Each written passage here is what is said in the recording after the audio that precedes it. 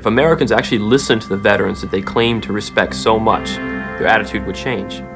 But the thing is, Americans want to honor the veterans in like a very cursory way, putting a yellow sticker on their car, having a little parade or welcome back. But they don't want to honor the veterans by really listening to what they have to say.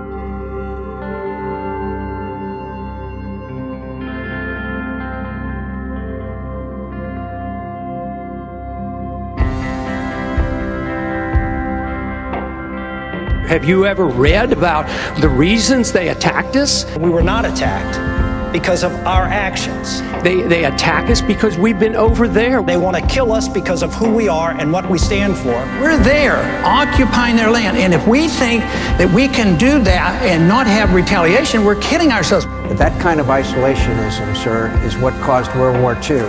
It's an extraordinary statement. As someone who lived through the attack of September 11, that we invited the attack. I believe very sincerely that the CIA is correct when they teach and talk about blowback. Blowback does not mean simply the unintended consequences of foreign operations.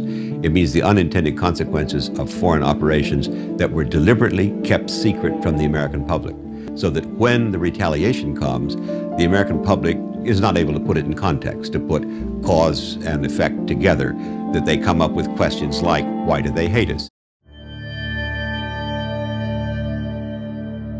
There is a direct connection between events that happened more than 50 years ago and the war in Iraq today. In 1953, the Prime Minister of Iran, Mohammad Mossadegh, became extremely irritated. The British were ripping off his country's national resources. He wanted a greater share in it. The British came to the new President Eisenhower and asked for help on this.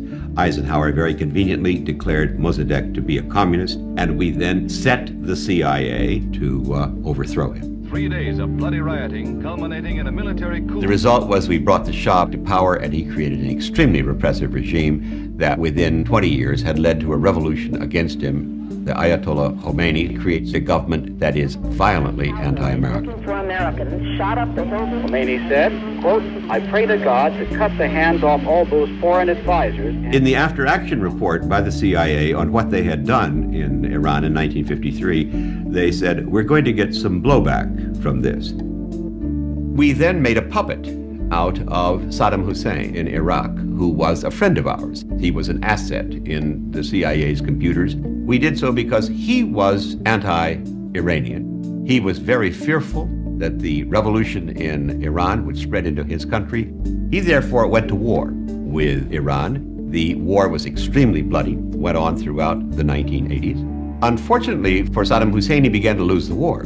At that point, in comes the United States in the form of Donald Rumsfeld, sent to Saddam Hussein by President Reagan to tell him, we will supply you with intelligence, we will supply you with the weapons you may need through covert means. It is why cynics in Washington say, we know Saddam Hussein had weapons of mass destruction, we have the receipts. This is what we mean by blowback. He remained a friend of ours right up to his invasion in the summer of 1990 of Kuwait. We became alarmed when he invaded Kuwait that he could also go on and invade Saudi Arabia itself. The largest reserves of oil on earth. We stationed troops in Saudi Arabia. It was a mistake in every sense of the term. Remember, Osama bin Laden had said, I resent the government of Saudi Arabia for using Americans to defend Saudi Arabia against Iraq. At that point, we began to fear that we were going to lose our position in Saudi Arabia. Well, the second largest source of proven reserves on earth are in Iraq. This leads us now to demonize our previous ally and to prepare the American public for the thought that we must take him out. In the years preceding 9/11, Osama bin Laden was a young freedom fighter who promised American officials he'd help them to oust the Soviets from Afghanistan. It wasn't long before the agency was secretly arming every Mujahideen volunteer in sight. The American Stinger anti-aircraft missile, the weapon most credited with giving the Mujahideen an edge in the war.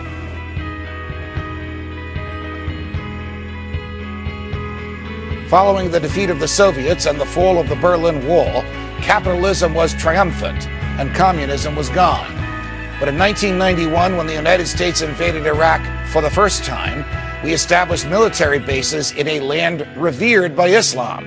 Every suicide terrorist campaign since 1980 has had as its central objective to compel a democratic state to withdraw combat forces from territory that the terrorists prize. This war is not against Americans because we're Americans. It's against it's motivated by the activities of our government and its allies in the Muslim world. Furious at the American government for desecrating their lands, bin Laden and his maniacal associates began plans that would lead to the clash of civilizations that culminated in the tragic events of 9/11. They don't come here to attack us because we're rich and we're free. They come and they attack us because we're over there. Mossadegh was freely elected, okay? He served almost 2 years. We went in there and caused the demonstrations that led to his overthrow. Now the Iranians remember that, you know? They remember that. Yes, there was blowback. The reaction to that was the taking of our hostages. Most of the American people are totally unaware of what really goes on with our foreign policy and of the way we're irritating people. We're creating a lot of enemies around the world. Maximum covert operations to block and disrupt the Iranian program, including taking out their scientists, including breaking up their systems, all of it covertly, all of it deniable. Iran is a country that has been at war with us since 1979. The senator is wrong on his history. We started it in 1953. The blowback came in 1979. It's been going on and on because we just plain don't mind our own business. That's our problem.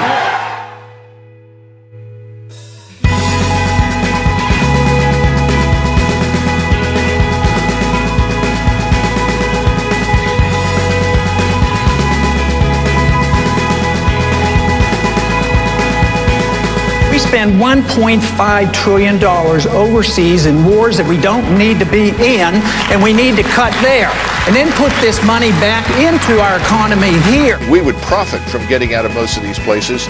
The threats would actually recede because our very presence in many places is unwanted.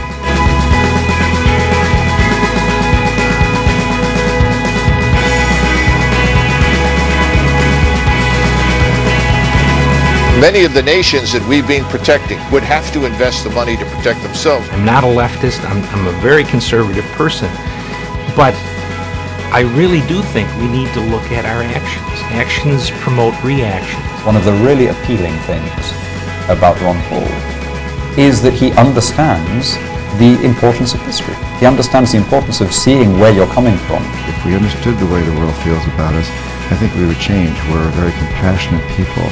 We, as a group, now have a greater moral responsibility to act than those who live in ignorance. Once you become knowledgeable, you have an obligation to do something about it.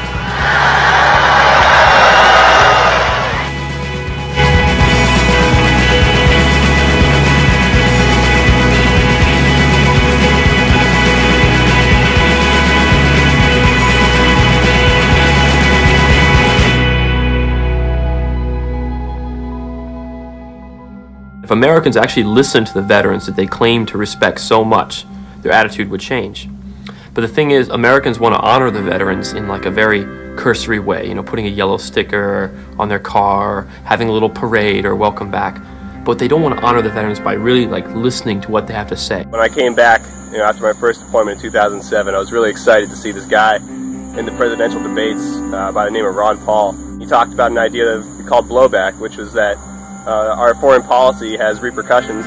It means a lot to go out and defend our country and make those sacrifices, and it's not something that should be taken lightly.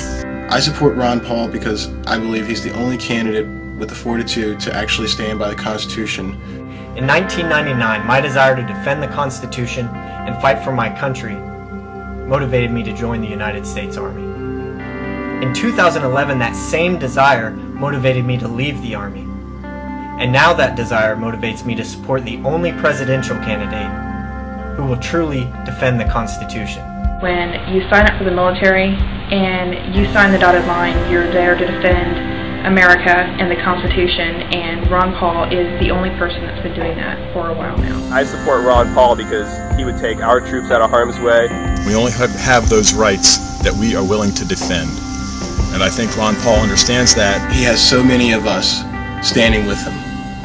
His calls to bring the troops home should be taken very seriously. They can no longer use this rhetoric of support the troops, because what the troops are telling you, both in Iraq and those who return, is that they don't want any part of this. They want to come home. Ron Paul will restore America.